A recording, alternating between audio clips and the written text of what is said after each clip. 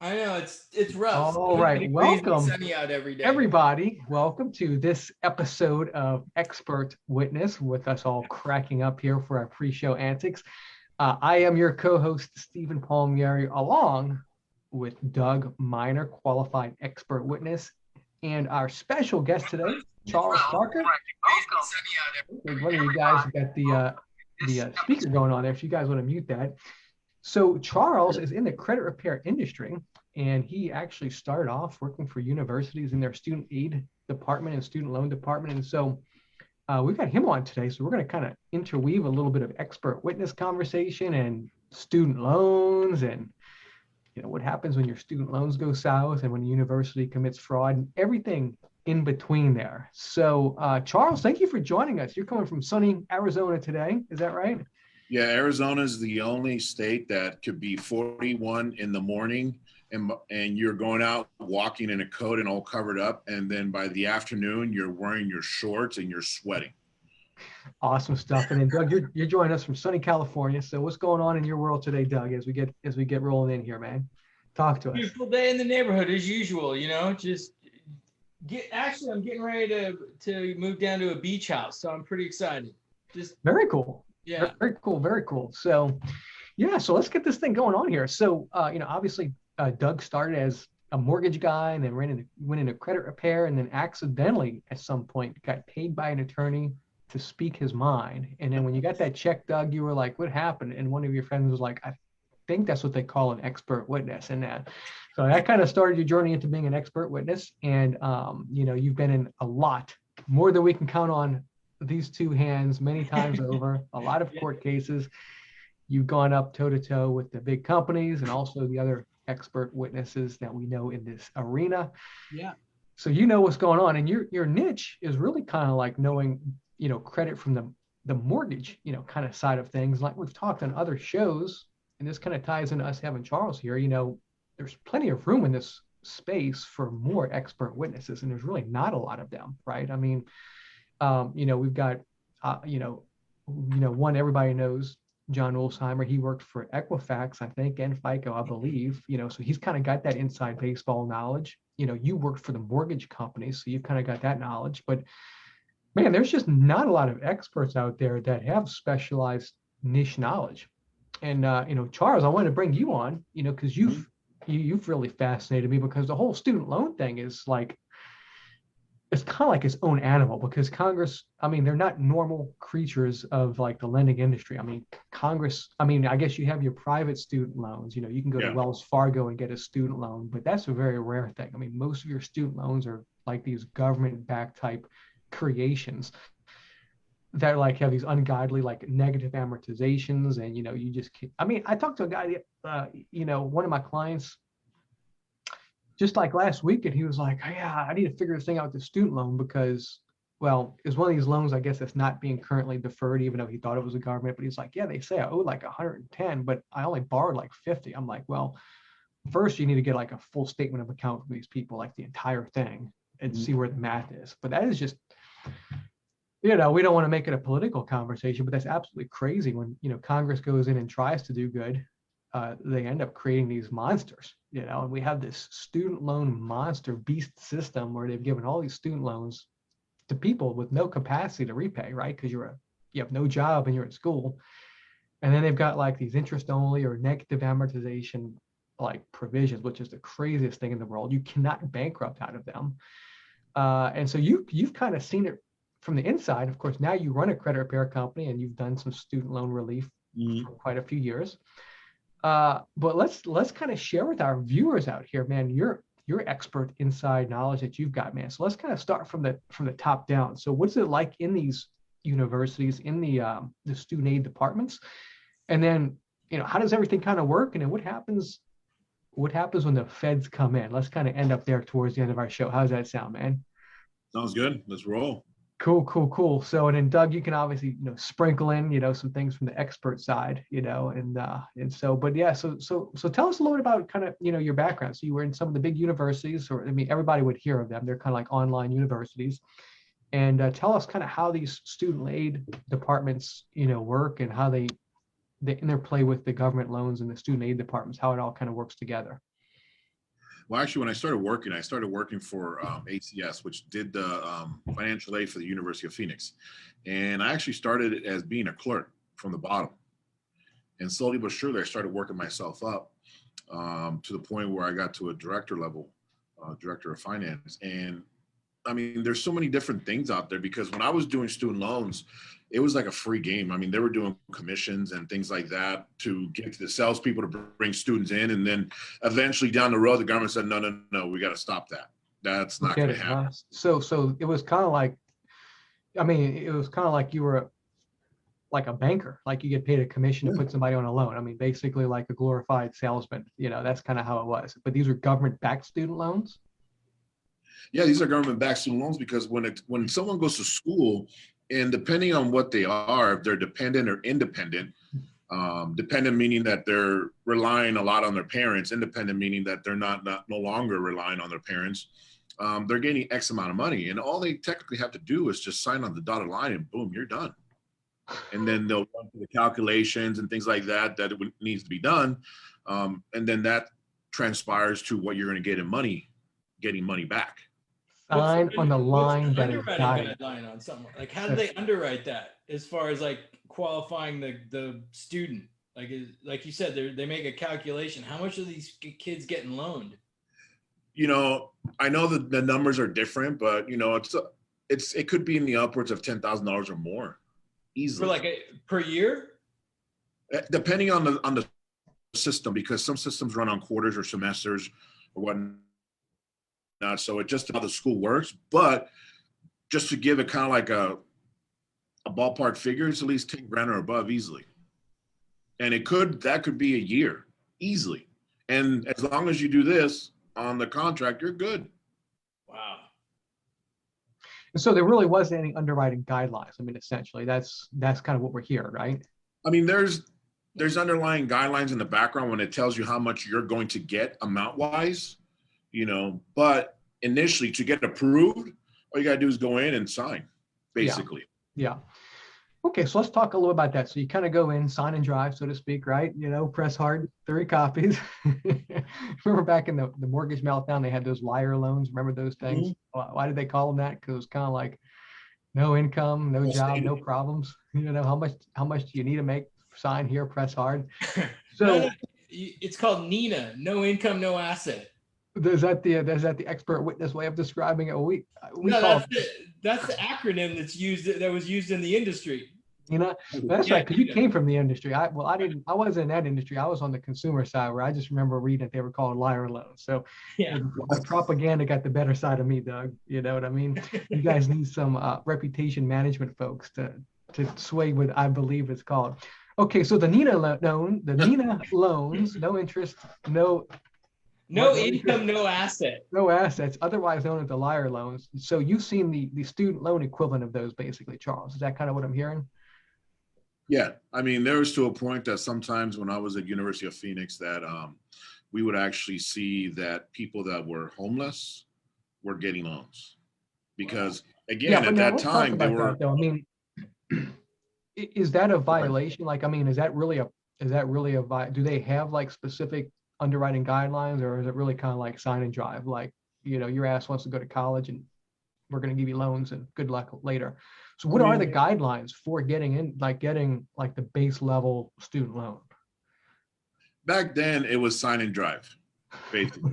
Now it's gotten a little bit more regulated because the government has gone into a lot of these for-profit schools and just laid the hammer down and say, hey, you know what? No, not going to happen. Because I mean, honestly, back then when you would go into the parking lot, you're looking at BMWs, Mercedes, and these are the sales reps. I mean, they're like living a nice life and they're making 6 figures with no problem. Yeah. But then, like you said, the government came in and kind of said, no, we're done with this commission thing. Okay. So, but back when you were doing it though, like, I mean, was there a level below which somebody would not qualify? Or was there like pretty much anybody could get a loan to go to the universities? Anybody. I mean. Okay. And that was a legit deal. Like you didn't really have to cook things up on the application. I mean, it was just, that was the nature of the loan program. Is that right? It's like, if you want to go to college. And it all depends on the numbers that you bring in, like taxes, and there's a expected family contribution, which is the EFC. That's a big number we would go with, and then by that, it's the amount you would get, but you're going to get something. You got to get your commission, so you're going to make sure, Yeah, right? you're going to get something. Wait, All so right. so Charles, when this stuff goes bad, right? How are you dealing with it on the credit side? Are you targeting those people in your credit business at all? Well, I don't see a lot of people right now when it comes to negative student loans, because everyone's kind of like hiding because everything's forbearance and deferment. And Right. everything has kind of been shut down. And every time we go, I mean, it's been moved so many times. And I think the new guideline is September 30th, 2021, where there is no payment, no interest, no nothing until then. Got it. So people are kind of like, okay, I'm good to go. But technically, like I was telling Steven a while back in a conversation, if you have student loans in the negative, actually right now is the perfect time to try to get them all fixed. Because even though you're not making payments, it's still counting towards them. Yeah, well, What do you mean by that? Clarify that. Go ahead, Charles. Yeah. So what happens is, and me and Steven have gone down this rabbit hole a few times. Oh, sorry, Steven. No, that's okay. It's actually something good to tell people and to teach them, is that you can go into a rehabilitation. You get one per lifetime. Once you've gone through one, that's it, you're done. That's kind of like the government's, here you go, I'm giving you a chance to come back and be good with us. So you do it for 9 months, maybe 10 months, just depends on the situation. And then they'll look at all your information, financials, everything that, that you're bringing in, and they'll say, okay, you're going to pay us X amount of money a month, depending on what the numbers are. Some people I've seen is 0. Some people I've seen is 5. Some people I've seen at $100 a month, because the government wants you to start getting into a payment trend to eventually flip you back to good and then start paying them again so you don't go back to negative. But since now we're in this COVID pandemic relief program, that if you get yourself into a rehab, you're not going to be paying anything regardless every month, but it's still going to count until this whole pandemic is over. So when you say, Charles, though, when you say count, does that mean it's like the accountant is going to have a good month when it comes out? It counts towards the 9 to 10 months that you have to do it for. Okay. Oh, gotcha. I gotcha. Yeah. So kind of like if people are on forbearances, but if they can make payments, then, and also correct me if I'm wrong, Charles, but if you can make payments right now, that'll go 100% to principal. Is that right? Yeah, that's what is more. And I would talk to the servicer and say, hey, I'm going to make a payment. I just want to make sure that you're putting this towards the principal, not any future payment. Because I've seen it where sometimes people pay a little extra, and then that certain servicer will actually hold that money for future payments. It's almost like you have to specify and just clarify that, hey, because I'm doing this, I want to specifically going to this, not what you want to do. I want to go in towards the payments. Yeah, let's actually kind of touch on a little known part of the student loan code, where it has to deal with the rehabilitations like you were talking about. So there's a particular part of the student loan law that it says, like you had just said, if you do 9 consecutive payments or 10 consecutive payments, then you can rehabilitate it. And then it goes on to state that if it's transferred at that point in time, or like refinanced essentially, or rehabilitated, if you go through that process and it's gone to a new servicer, which if you go ahead and reconsolidate, you get a new loan, the student loan law says that they're supposed to remove the delinquent status, the delinquent notation. And so we've looked in the Metro 2 manual, which is obviously the industry standard for accurate credit reporting. They actually have a section in there for student loans, and they talk about this particular thing, and they don't actually state specifically that the entire trade line is supposed to be deleted, because it's still a little gray as to what the phrase delete the delinquent status means. And so, but there is a specific written in the student loan code that once it's rehabilitated and the servicing is transferred, they are supposed to remove the delinquent status. And so then it's kind of up in the air as to whether, well, does that mean delete the entire trade line or just make the status, current rehabilitated? And there's some verbiage in the Metro 2 manual that gives some guidance on that, which, they don't say to delete the trade line. But that being said, there is definitely written into the law, not only the rehabilitation for the debt itself, but rehabilitation for the credit reporting. And so, Doug, you had kind of asked a few minutes ago about, what kind of remedies and stuff does he have for credit? And I think a lot of people don't realize that is that, you are supposed to at least have the delinquent notations removed after rehabilitation. And what that means is kind of up for debate. And so, Charles, we've talked about this. You've actually gotten a lot of student loans actually deleted after rehabilitation by kind of, disputing them and saying, hey, you guys are supposed to remove the delinquent notations.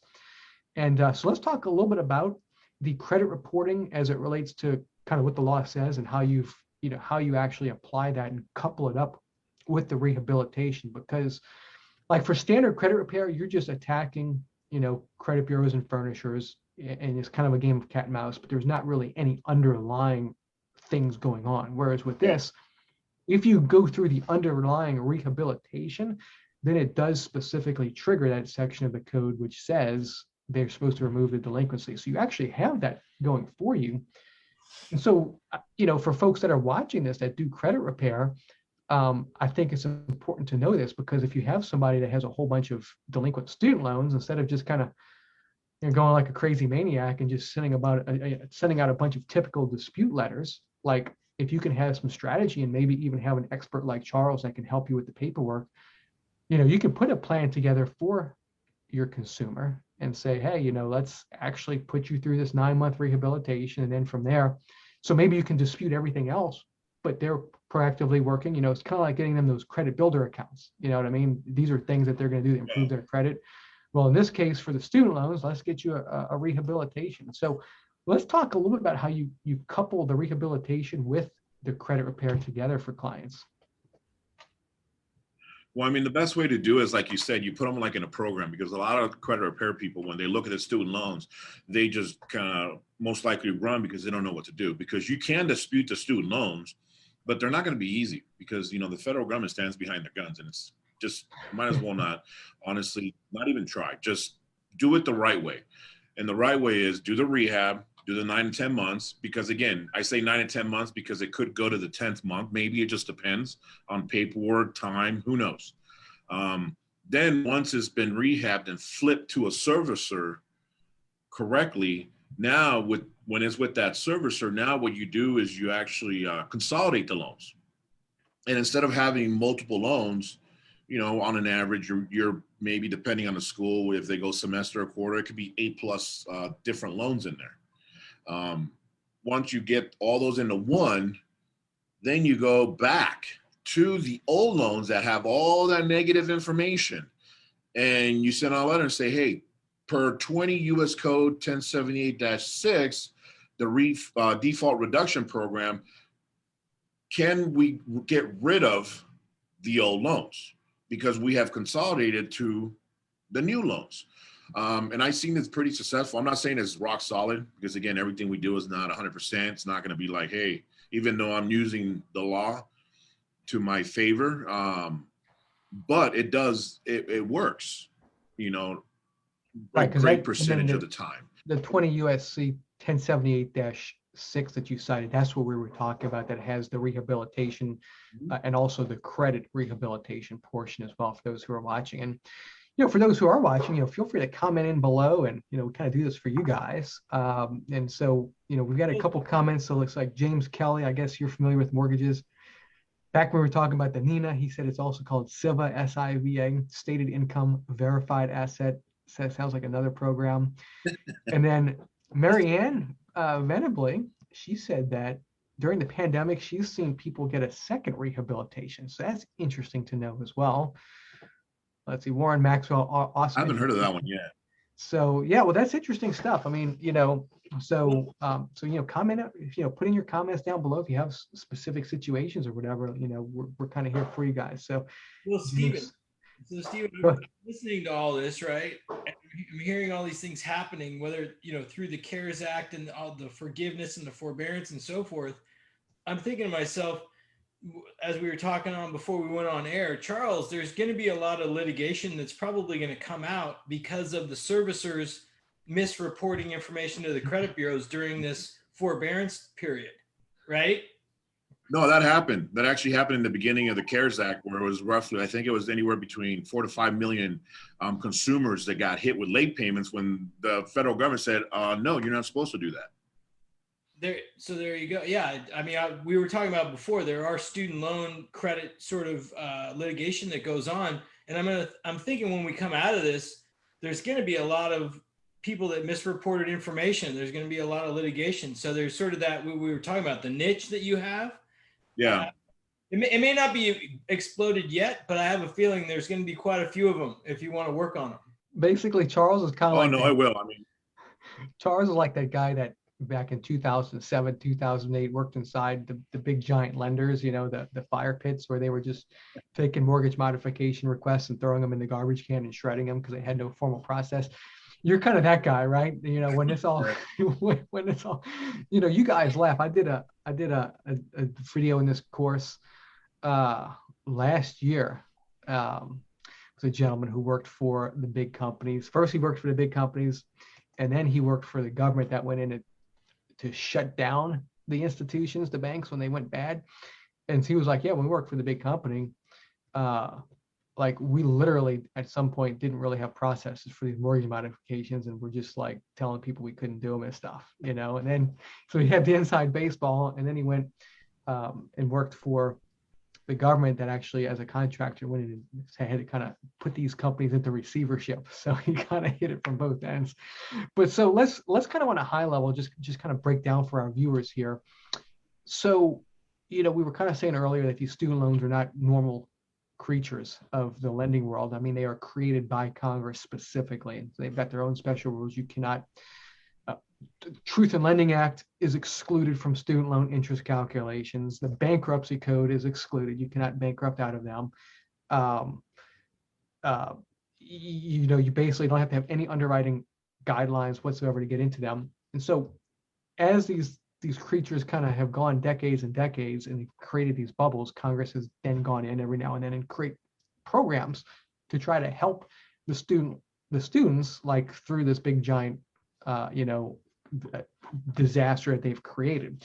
So there's all sorts of programs that are out there with Department of Education forms that you can fill out as a student. So there's like, you know, there's like income-based repayments, income-driven repayments. You know, there's certain forbearance programs. You know, let's just kind of give a quick high level, Charles, on some of the different programs that are out there, not going into the details, but just to, you know, let our listeners know on a high level what potentially the students may be able to qualify for. Well, I think the biggest one right now that a lot of companies are calling on out of the blue, say, oh, I can get you to do this, no problem, is probably the public service loan forgiveness. That's a big one because the public service loan forgiveness it's in the name, meaning that employers that qualify are going to be government organizations at any level, federal, state, local, or tribal, not-for-profit organizations that are tax exempt under a section 501c3 of the Internal Revenue Code. So that's a big one. They have to be a 501c3. Other types of not-for-profit organizations that are not tax exempt under the 501c3 of the Internal Revenue Code. So now on the flip side, employees that don't qualify, you know, labor unions, for-profit organizations, basically. I mean, that's pretty cut and dry, but that's the big one that a lot of people will qualify for. And a lot of companies that are out there are saying that I can get you into this, but it's very specific. The other ones, there's also teacher loan forgiveness. That's one that I probably would say a lot of teachers have no clue about. That if you work in a need-based area for X amount of years, they're going to give you X amount of money back that they're going to dump into your loans to pay them off. Well, let's touch on that, yeah, because you kind of just glossed over it at super high speed. So if you work in a needed area, so like if you graduate and you're willing to potentially relocate, there's places that you can relocate to that if you teach in those areas, then your loans could be partially or fully forgiven. Is that kind of what I'm hearing? Well, what happens is if you teach in for 5 complete consecutive academic years, and you're in a low income school, secondary school, or educational service, whatever it might be, they're gonna most likely give you roughly about $17,500 to go towards your direct or FFEL loans. Okay. So that's right, money so- that boom, dumped in. Nice, On nice. top Okay. of other stuff. Yeah. Well, and it also there's state student loan programs Yep. as well, are there not, Charles? That a lot of Yeah, people there I don't is. think realize, you know. There's a lot of them. Plus, there's also, if you are like a math teacher or science teacher for X amount of years, they're going to give you more money as well. What about So a credit there's repair different teacher? things. Can credit repair teachers qualify for this stuff? You know what I mean? Yeah, there's just so much stuff out there that you kind of have to dive in and look at, because again, this is a $1 trillion issue. You know, it was like It's sign huge. and drive. Yeah. So Yeah. And then you also can have forgiveness for fraud. Is that correct? Like if there's fraud on the student loan documentation, let's talk a little bit about that, because that I'm sure happens more. And then we'll get back to your inside baseball, the juicy stuff. Like we're just kind of teeing it up right now. We're going to get into the juicy inside stuff, but let's talk about the fraud forgiveness and stuff like that. You know, what does that look like, right? Those programs? yeah, there's actually, it's called the false certification discharge. And that's basically if someone fraudulently used your information to get student loans. So you have to just make sure, you're gonna have to get police paperwork and all that other good stuff that comes with fraud. Sure. But yeah, and then you would turn that stuff into the let the ombudsman look at it, which is kind of like the lawyer middleman for the student loans. And It's a government guy, right? yeah, that's the government Yeah. goes through the proper processes to have the discharge. And I'll tell you honestly, anytime you're submitting paperwork or doing any of that stuff, it's not going to be easy at all. It's going to take time. It's going to take patience. But if it's true, you got to move forward and you got to be persistent with it, because a lot of times, even if the paperwork is filled out wrong, they'll throw it back at you. And you can help folks with that, right? For those folks who are watching here, even, CROs, credit repair owners, you can work with them, work with their referrals and stuff. I mean, that's part of what you do with student loan with credit repair, correct? And I don't know if we'll talk about it, but there's also the total and permanent disability discharge. Let's do that. Let's go ahead and let's talk about that. Yeah. I'm buzzing in over here. Go ahead. Yeah, clicking. That's Ring Central is buzzing in over there, guys. So they're wanting a little piece of this. I was gonna say, so go ahead. 5 seconds to leave the That's right. All right. So yeah, the total and permanent disability. Let's touch on that. That's a good one as well. Well, the TPD, the total and permanent disability discharge, that one is basically if you're 100% disabled, you can actually get the student loans forgiven. I just did one right now, and I actually put a post out not too long ago for a military vet that he got his 100% discharge disabled paperwork. As soon as he got it, I turned around and filled out the paperwork for him. And now all we're doing is waiting for him to get the okay. And once he does get the okay, then they're going to forgive the loans, whatever it's on the books right now, 100% boom discharge, military or non-military, as long as you're 100%. And once that is done, they're going to check on you every year for roughly maybe 3 to 5 years. It all depends. Once they've done that check for that X amount of years, mostly after that, they'll leave you alone and you're basically done. So, I mean, let's talk about that then. So it sounds like so it's not like absolutely you apply this time, you're total and permanently disabled right now, and then it's guaranteed forever discharge. Like, how does that work? It's like, okay, as long as you are permanently disabled, then it's kind of like quasi discharge, but we can reinstate it if you're no longer. I mean, how does that work exactly? Because a lot of times what happens is people tend to say they are 100% disabled, and then something happens and it comes back. So they're just checking to make sure you're still. Well, no, and I get that. So I guess, yeah. So my question is let's say that happens, right? I mean, because sure, you can be considered totally and permanently disabled today, and then next year you get off of that list. I mean, that does happen and does make sense. So, but from the loan perspective, I mean, let's say you're totally and permanently disabled this year, and then they forgive it, but then next year you're no longer. Like, is that 1 year's worth of payments while you're disabled like still permanently gone, or do they is it back full force, like as if now you owe the prior year's worth of payments. How do they account for when somebody gets taken off of that permanent disability forgiveness list? Well, usually what I've seen is that that everything stops, like interest payment stops, kind of like what it is right now.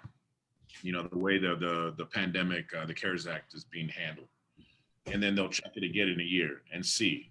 And if for some reason you went back from, you were 100 last year, but this year you're at 90 because you went backwards for some reason, and you know, at least that's a good thing for that person, because they're again, going back to normal. Is one of the things is that now they're probably going to do is restart, like, okay, just restart making payments now. Yeah. Okay. All right. Makes sense. Yeah. All right. We've got, so James Kelly chatted in again here. We were talking about the expert witness thing and the mortgage. He said that he's an expert witness in financial frauds, specializing in REMIC trusts, which are the real estate mortgage investment conduit trusts, those specialized vehicles that took the world down in 2008.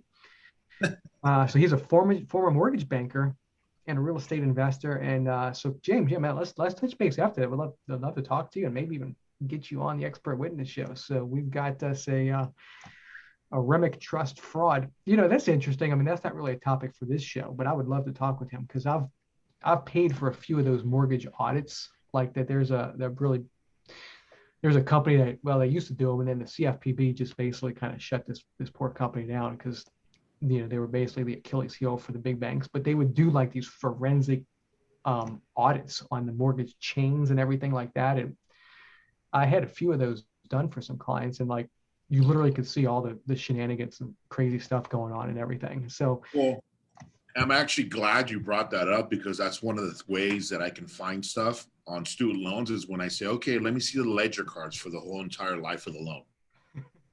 That's the juice right there. Yeah, very cool. He said the CFLA. That's the what's the CFLA? I'm trying to remember what that is. Let's write that out, Charles or James.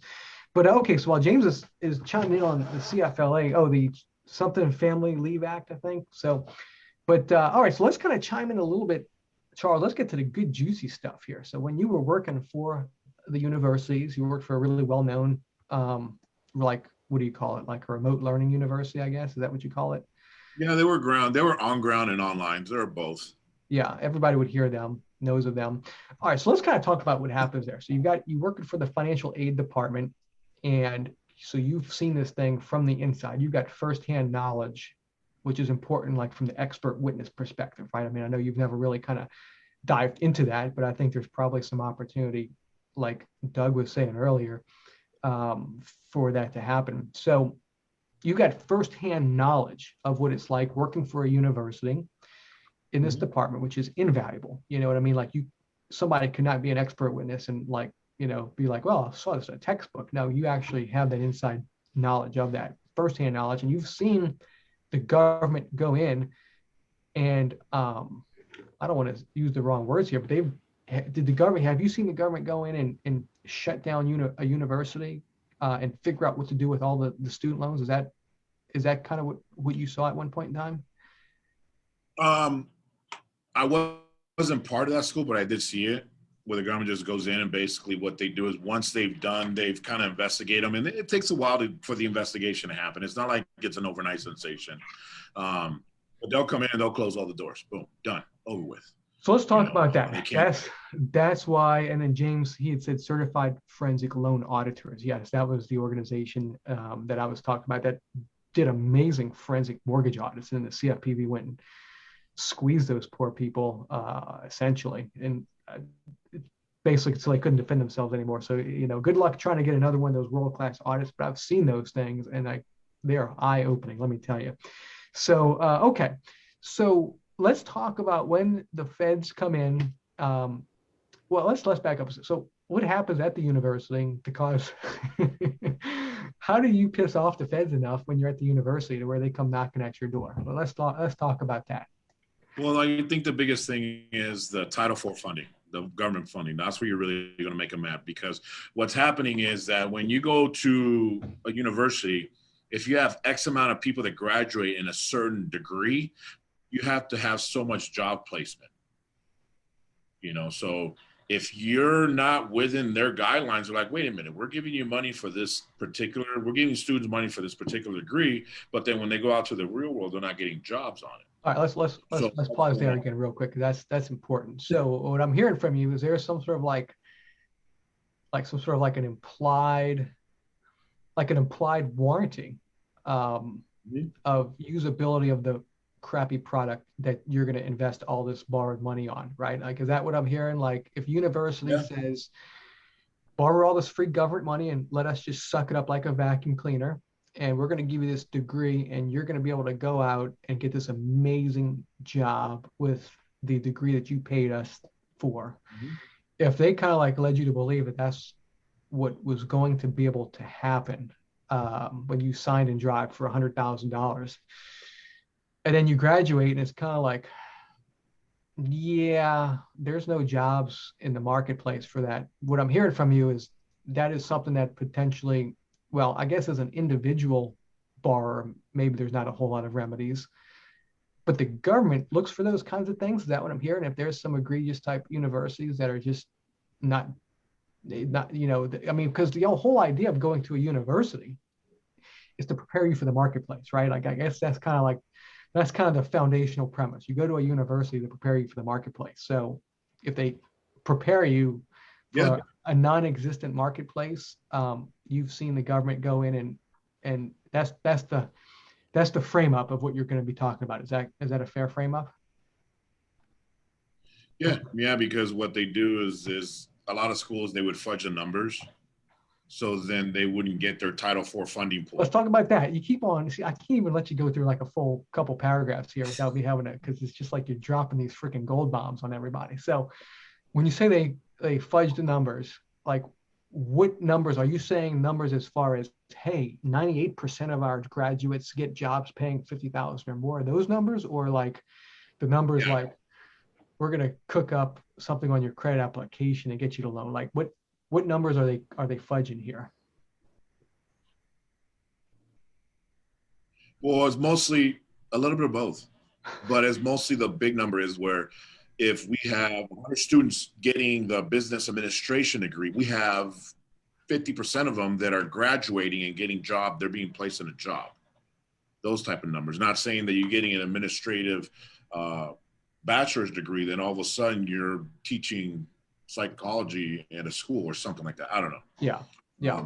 Not even in your degree. I thought I saw a recent student loan program, and I don't know if this is like full on, like full approved, but I remember seeing it where like if like that there is a form that you can fill out with the Department of Education if you are, as the borrower, feel as though you were defrauded by the university, like misrepresented. Like that's a newer program, and that's not really like a mainstream one, but isn't that something that they just recently came out with?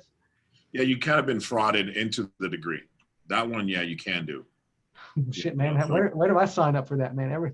I think everybody watching this. You know, everybody watching certification discharge. Yeah. You know, because you were falsely given information to basically go into a program that eventually will get you a job that you never got, and now you're paying for an education, and you're paying for all these student loans, and you're still working at who knows where. That is not for you to do. So how do they, so I mean, this is all fun and games, and it's all fun to make fun of these big universities because, you know, they probably deserve it for a whole number of reasons. I mean, trillions of dollars in student loan debt. They're the ones with the big giant buildings, not the students, right? And the graduates. So, but how does the government go in and prove? So how do you quantify, I guess, because if we're going to talk like the expert level, right? I mean, you can't just be like, oh, well, I mean, I went to the university and got the loans and got my business administration degree, to your point. I was kind of partying and stuff, went to the sorority parties and stuff. And I didn't really get a job afterwards, right? Well, I mean, you can't necessarily fully blame the university for that scenario, right? So how do you quantify the university's liability in the student not being able to take to the marketplace the degree that they paid for? Well, technically, and this is more towards for-profit schools, meaning like the schools I used to work for. They have to help you to get placed. Well, let's Does that talk kind of about make that sense? again. Where it's like How does, they okay. have to physically help So, to so if get I go to a, jobs. okay, because I went to a public college. I'm from Louisiana. I went to the one of the Louisiana universities in New Orleans, University of New Orleans. So it was a public college. So it wasn't like an exorbitantly expensive degree, but I don't believe anybody helped me like get placed per se or whatever. But you said, but that was a public college. So you say private colleges, they're required to place you. So okay, so what does that look like? What does that mean? Because I'm not familiar with that. So I'm going to one of these Ivy League colleges, and I've got 100 grand student loan debt. I've got a business administration degree. We're getting ready to get one. What are they obligated to do to keep them compliant? I guess. What does that process look like? Well, it goes back to like the for-profit schools. They have to physically try to place you in a job because that's what they're doing. For public schools, like let's say where you went to or we're here, like ASU, that's a totally different. That's a different animal. That a lot of times the government doesn't go after them. The government goes after for-profit schools, like Corinthians. That I used to, because I was under the umbrella of EDMC, which they own Argosy, Art Institute, South University, a couple other schools. Those are considered for profits. Education Corp of America, it's another one. ITT Tech, those are the ones the government likes going after to close down because they're doing it technically for profit. So how do they help try to like, so what does the process of placing a student look like at those universities? They're basically trying to do like job fairs and hooking you up with different companies in that degree to try to get you a job in that particular degree. So basically mostly job fairs have companies come onto the campus in the local campus and talk to you and meet with you and try to get you to, go work with them. Okay, so is it more of a thing of, hey, we've got job fairs, X number of job fairs to expose you? I mean, it's not necessarily like we've got this placement counselor that's going to be personally assigned to you, Charles, and we're going to Yeah, hold some you schools to. did have that. Yeah. Okay. Some of them did. To be honest with you, sorry about that. Look at that. First me and then you. We've got the communications buzzing in there. This is raw, live, and unfiltered, guys. So what we give is what you get. All right. So now you said they like to go on the private universities, but I mean The for-profit. the for-profit universities, excuse me, but I mean the public universities still take student loans, take government-backed student loans, correct? Yeah. So is it the whole concept, I guess, just theoretically, like since they're both government creatures, like the university and the student loan, they're not going to cannibalize themselves? I mean, why do they beat up on the for-profit guy, not the public university guy? Because technically, the public universities are not for profit. Yeah, well, but they're still taking your expensive ass student loan. So okay, so have they been known at all too, or is that just like a thing like they just can't go in and shut down or penalize government universities? I haven't heard of anything, but Okay. most of the ones that I've seen have been for profits. Like I said, they're just the ones that are, the government does not like them because it's almost like they're going through the sign and drive type of scenario where they're just trying to get people in the door to make money, Sure. charge all this money, and then who cares what happens to the student after that? Now, what about the nonprofit universities, like the ones that are run by big like religious institutions and things like that? Are they open to the same level of scrutiny as for-profits, or are they more immune like the government universities? They could be more open, but they're not as much as they should be. Okay. All right. So let's get into the juicy stuff. So now we've kind of laid out all this amazing framework. My goodness gracious. Let's talk about the good stuff. So what happens when the house of cards falls down and the different levels of like who gets paid when and how and all that kind of stuff. So man, give us some inside baseball on when things fall apart and the government comes in. What does that look like? Who's coming in? What are they doing? Whose head are they going to chop off first? Just take it away, Charles. This is why people have put up with us for 45 minutes, is to get to this part of the show right here. This is the I think the biggest thing what they do is they go after the private loans first. So if the schools, technically the school themselves has private loans that if they get a student, they'll probably most likely tell them to go in and say, you know what, boom, they're canceled, they're done. And then after, All right, hold on a second. I'm sorry, man. I just have to keep on. I have to keep on because again, this is like you're just carpet bombing the people here. So if you've got the universe, so the government is coming in, like the Department of Education, basically, is that who's coming in?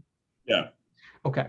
And so they're coming into the university and they're like, dear university, most probably for-profit university, we don't like the way you've been behaving. Let's take a look at how you've been getting paid. Okay. You have student loans from students that are so you've had students pay you private student loans, like let's just say Wells Fargo. You've gone private student loans and then you've got government student loans. And so what I think I heard you just say was that when they identify the private student loans, they cancel them. Is that what I heard you say? well, here's what happens is you go into school, right? And you're basically going to fill out all the paperwork. It's going to be a lot of paperwork. And you're like, what's going on here? Am I buying a house or what am I buying here?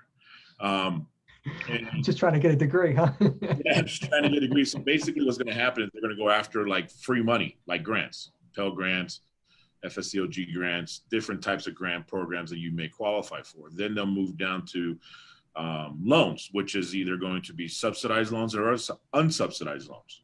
That's like the next tier, right? Because right now, let's say you have $10,000 that you need to go to school. And now when you've gone through the grant, you've gone through the sub and unsub loans, maybe you might have $9,000 that they've given you potentially. Now the school might say, okay, well, depending on the situation, the school specifically might actually grab that $1,000 loan and now they are the lender. That's what I'm saying as private. Not necessarily saying Wells Fargo or Chase or Bank of America or even Sallie Mae that does private loans, but now the school themselves is taking on that $1,000 loan. Now, this would be either one of the subsidized or unsubsidized loans? No, this is just like if subsidized and unsubsidized, let's say all those stuff packaged together, you have 9, then you need 10 to go to school. That $1,000 difference, the school might say, okay, sign here. And now let's say XYZ University is now going to be the creditor for that $1,000 loan. I got you. So this is we kind of shifted gears a little bit, I think. So this isn't necessarily the government coming in. So this is when they come in, this is a scenario that they're going to observe. So they're going to observe. So let's say you, Charles, you're an existing student, but when you became a student at first, you got $9,000 combined grant and some other stuff. So you got $9,000 in aid, but you needed $10,000. So you needed $1,000 more. So that you're saying at that point, the university may have said, hey, Charles, we will loan you the extra $1,000. So now the university is a student loan lender in a certain respect. So then when the government comes in, now what you're saying is they're going to look at, Charles's student loan profile, and well, Charles had a grant and he had a this, and then he also had a $1,000 loan that XYZ crony university fronted you the money for, right? So then what you're saying is then the government's going to come in and say, Charles, you no longer have to repay that $1,000 to XYZ crony university because they're a crony university and we're the government and we're beating them up. And so the first order of us canceling debt is to cancel the debt that was underwritten by the university with them as the creditor. Is that kind of what I'm hearing? Yep. Okay. All right. So on the pecking order of dischargeability, when the government comes in on nefarious universities, their in-house loans are the first things to get. Yeah, usually that's the first one that gets picked on. Okay. All right. So that's the easy stuff. That's low-hanging fruit. All right. So that happens first. Okay. So then you're like, well, that's great. But I've still got $9,000 and a worthless degree because the government just went in and shut my university down or whatever. I mean, this happens, right? So what happens to the other $9,000? How does the pecking order continue to go down as the government continues their journey here? So keep talking. Well, then that's when they pick, depending on, they picked a certain time frame. Usually, okay, when did all this problem start happening? So they're saying, okay, between this year and this year, now we're going to start going after the FFEL loans or the direct loans, Stafford loans. Then from there, they go to the plus loans, then they go to the Perkins, and then kind of start moving down the line. So eventually, maybe they might even go after the grants. Who knows?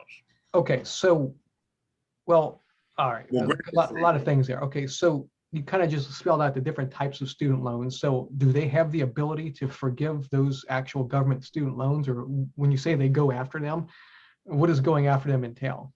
Well, going after them and saying, I should have clarified, is that they're forgiving them. They're discharging them. So they are. So the Yeah, they're feds have been known to go into universities and discharge federal loans now this is on the, so what is the basis for this? So the feds are going in on what basis exactly?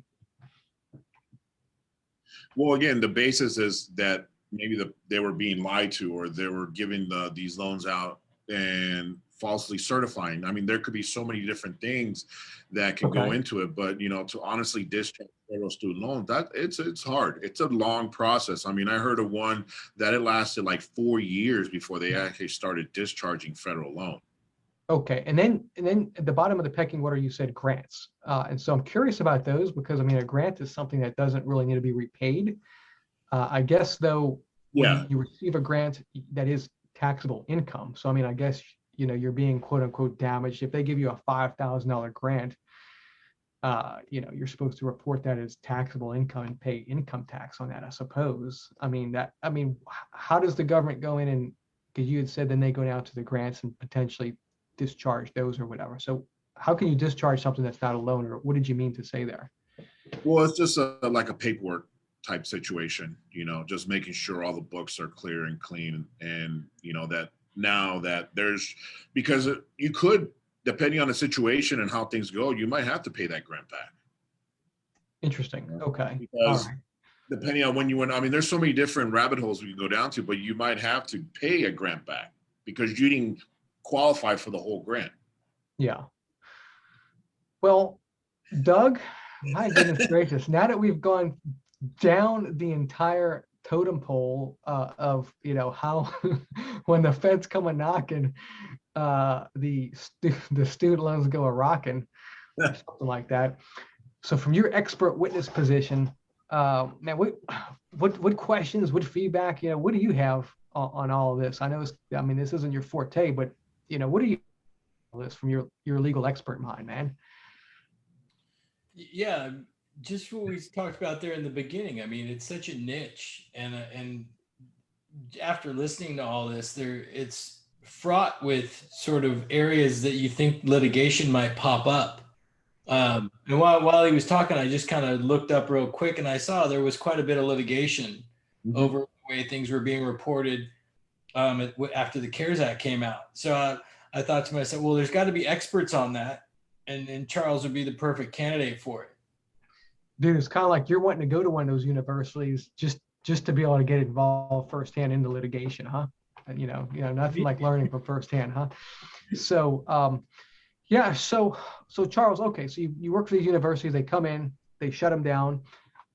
Is this so when they're going through and they're looking at like the list of which students have what types of loans and stuff like that?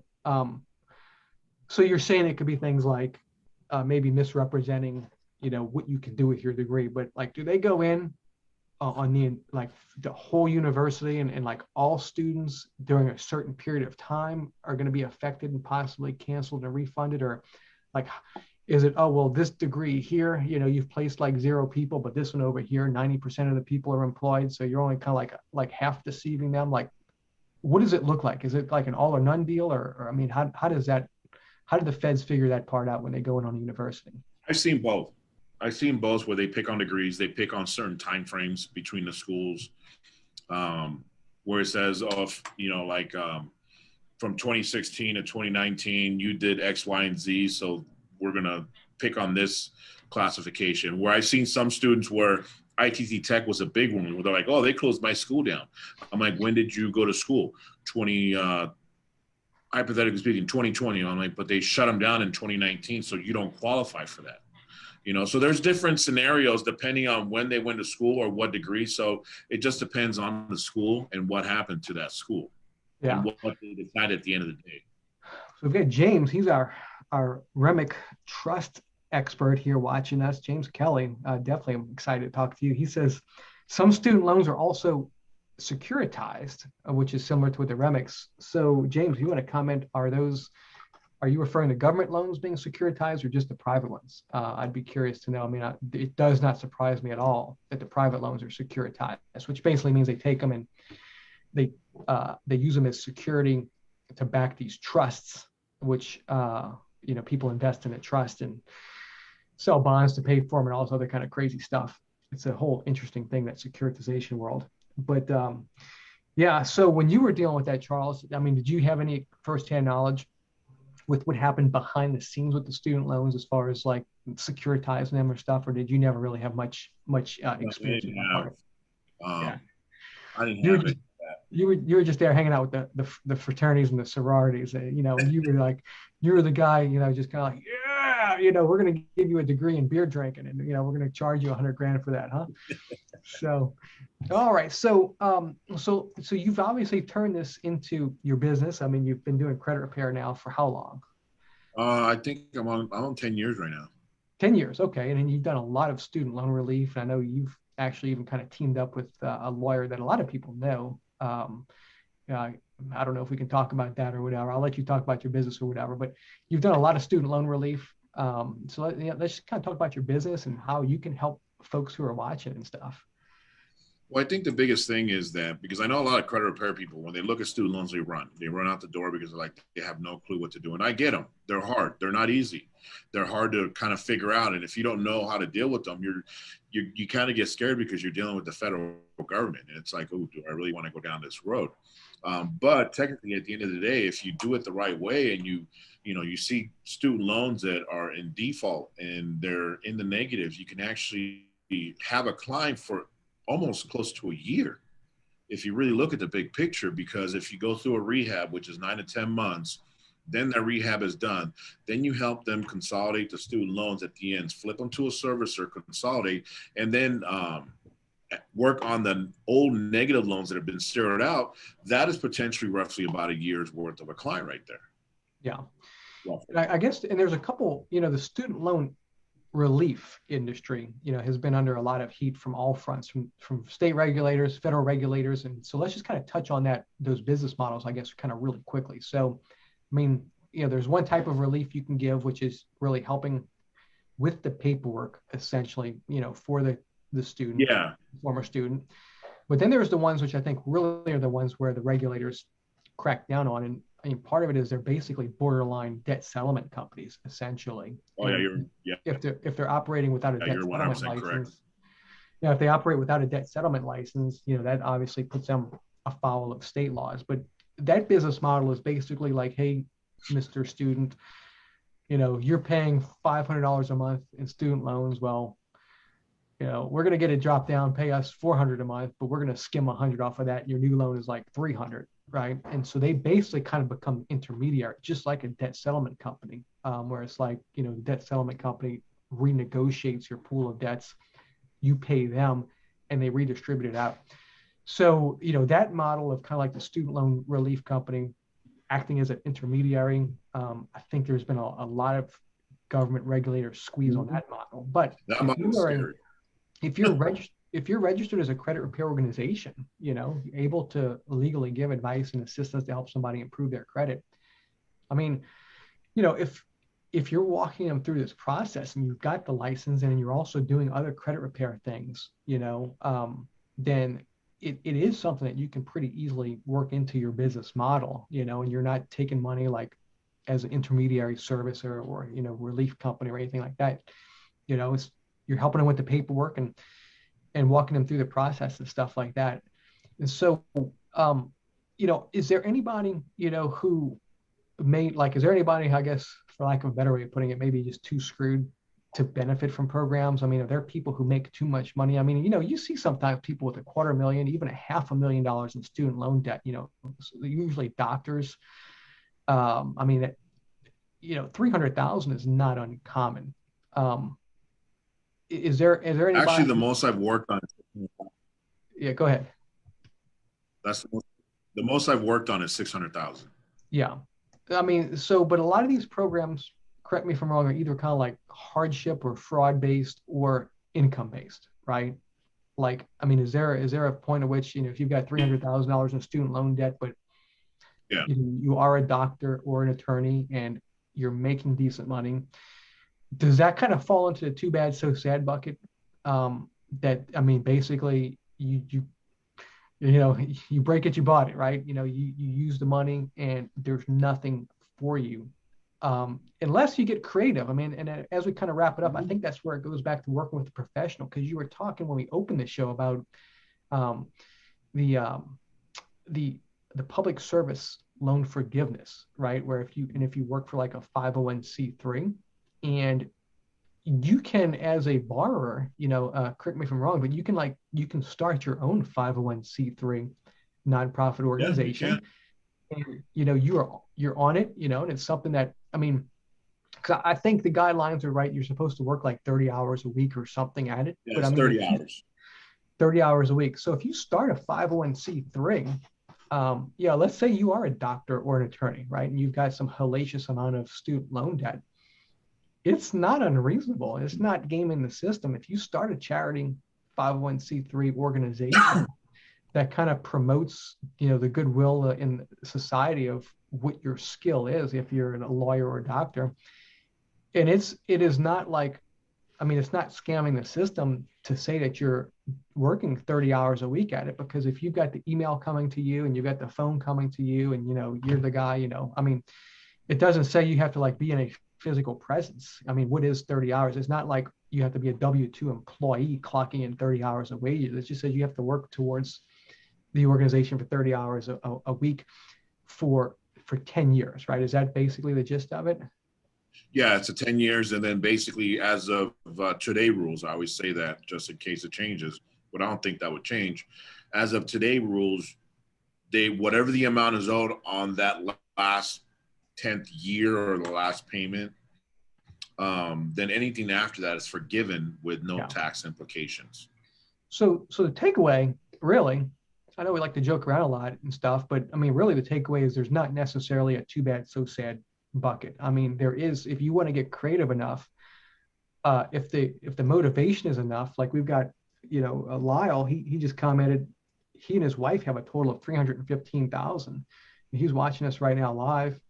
And he's on a 10-year forgiveness program, and he also works for state college. So, but it sounds like there is always some sort of a something, if you want to get creative enough, right? I mean, because is that a viable solution to, I mean, if you got somebody with $300,000-$400,000, say, hey man, start your 501c3 and do something good for society. And 10 years from now, as long as this program is still in existence, well, let's see if we can get the rest of this thing knocked out. I mean, that's a legitimate strategy. Wouldn't you agree? No, it is. And I think the biggest thing, like even with a person like Lyle, like he's on that 10-year forgiveness program. Sometimes a lot of these companies are places where they tell you, okay, fill out the paperwork and you're one and done type of thing. Yeah. Right. But I honestly would purposely tell them, check every single year and say, look, I'm still here. Here you go. Look at it. Make sure, kind of give the blessing every year for the 10 years, because that's going to be a big forgiveness at the end of that 10th year. So you want to make sure you don't run into any issues potentially. Yeah. And Lyle just posted, and also go on an income-based program to lower the payments. Yeah. And so, that's a good point, because I mean, we were kind of talking about the hypothetical of the high income earner with the high debt, right? Where he's not really qualified for what, I mean, if you're a doctor making $500,000 or $1 million a year, and you've got 500,000 in debt, you're probably not going to qualify for some sort of a payment relief, but you can still qualify, open your 501c3 and do that for 10 years. But if you are, a couple $100,000 and you're not making a lot of money, then, they do have those. So you can kind of couple things together. It's kind of the way that this goes. You can do like an income-based repayment plan, right, Charles? And then, go through that for 10 years, because you do need to be like compliant. And then after 10 years, if you've also done your 501c3 or your public loan service, you've kind of combined the lower payment from the 10-year program, because your income wasn't there. And then at 10 years, then you finish it all off with the public loan service program. Is that kind of how you can combine these things together? Yeah, because I mean, with the income repayment plans, you have 4. You have revised pay as you earn, which is about 10%. The payment is 10% of your discretionary income. Then you got pay as you earn, income-based repayment, income contingent repayment. So you have those different ones, which is looking at different things depending on, where you want to go. Yeah. And then something we didn't touch on, Lyle, you're giving us all the good talking points here. I appreciate that. He says, which we never even touched on, you do have to requalify for those income-based repayment plans every year, right? Certify every single year for the life of the loan, meaning like if you have, like Lyle, he's on 10 years, so you have to kind of recertify every year, make sure, because remember, when an income-based plan is going off of your income, so if your income goes up, the amount goes up. If it goes down, it goes down. So you got to make sure that you're going through it on a regular basis, on a yearly basis.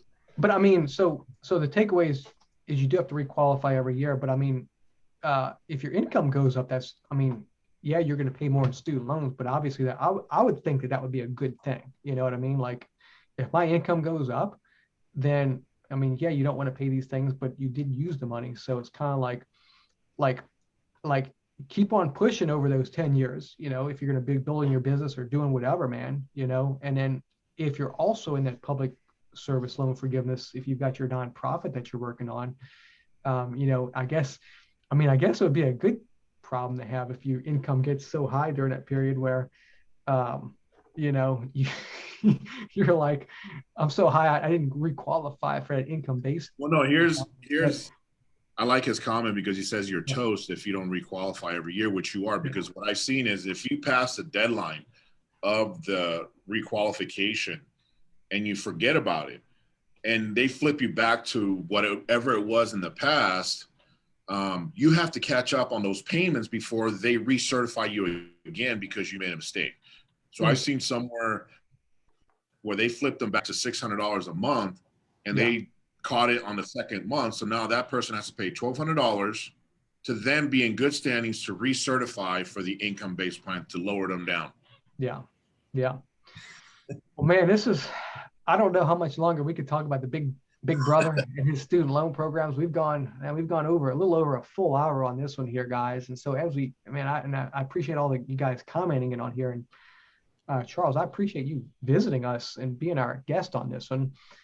Doug finally got to do an expert witness show where he kind of got to sit back and relax in that comfy leather chair of his. You know, he didn't have to talk half the time. But so Charles, how can people get in touch with you if they want to follow up with you? You know, they can go to my website, azcreditmedics.com, and they'll have all my information. They can always, a lot of people in the group, they reach me through Facebook Messenger and ask me questions. Like Shablis, she was one that I helped out the other day. So hopefully everything's going good for her, you know, because even though everything's kind of specific when it comes to student loans, you can see we've gone through numerous of rabbit holes. And I don't think we haven't even touched the surface yet, honestly, on the other stuff that we're able to, you know, talk about. But at least we got, I would say, like the meat and potatoes type of information for people to know. But yeah, that's one of the best. azcreditmedics, MEDIX.com. That's like the way it says in my background, but at a .com. Yeah, and the people who do follow you on Facebook, they know that you're also a strongman competitor. You're like the Iron Man. Like, are you able to bench press a Volkswagen Beetle yet, or are you not there yet, man? I'm almost there. I'm around the corner. Yeah, man. All right. And then Doug, you know, how can people get in touch with you if they want to talk expert witness? You do coaching, right? You do coaching, consulting, you know, and you'll talk to anybody. How can I get a hold of you, my friend? Yeah, easy. Just Doug@DougMinor.com. Easy. Awesome. And then, of course, both of you guys are part of our pre-litigation training course that we've got. We've got a 30-day free trial. It's $99 a month after that. And we've got a lot of amazing content, a lot of amazing people. Both of these guys are in there as well. And so, you know, if you guys are listening and, you know, you're wanting to kind of sharpen your tools a little bit and get access to more information and some amazing contacts, reach out to me. Go to StevenPalmieri.com. Steven@StevenPalmieri.com is a great way to get in touch with me. And so that being said, we'll go ahead and kind of wrap this one up here. We'll sign off on this one. And for all of you guys who have been watching, appreciate you for watching, and we will see you next week. You guys take care.